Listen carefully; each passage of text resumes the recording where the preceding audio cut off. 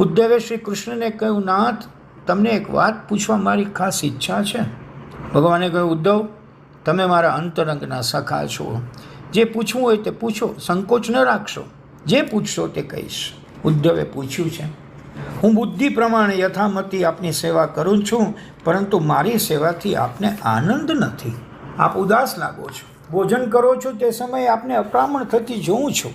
ગઈકાલે આપ ભોજન કરવા બેઠા હતા ત્યારે ભોજન કરતાં કરતાં આપનું હૃદય ભરાયું હતું. તે વખતે આપ કોઈને યાદ કરતા હતા. ગઈકાલે આપ સૂતેલા હતા. હું આપના ચરણની સેવા કરતો હતો.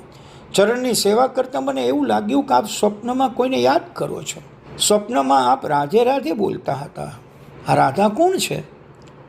ઉદ્ધવ, વૃંદાવનની પ્રેમ ભૂમિ છોડીને હું અત્રે આવ્યો છું, તેથી આનંદ નથી. અહીંયા તો તમે બધાએ મને રાજા બનાવ્યો છે. ઉદ્ધવ, મથુરામાં મને બધા વંદન કરે છે. સર્વ લોકો મને માન આપે છે, મને મથુરાનાથ કહે છે. પણ કોઈ મારી સાથે પ્રેમથી વાતો કરતું નથી. મને કોઈ પ્રેમથી બોલાવતું નથી. લોકોએ મને મથુરાનો રાજા બનાવ્યો, પણ વ્રજ જેવો પ્રેમ અહીં ક્યાં છે? તેથી વ્રજ મારાથી ભૂલાતું નથી. મારી માનો પ્રેમ અત્રે ક્યાં છે?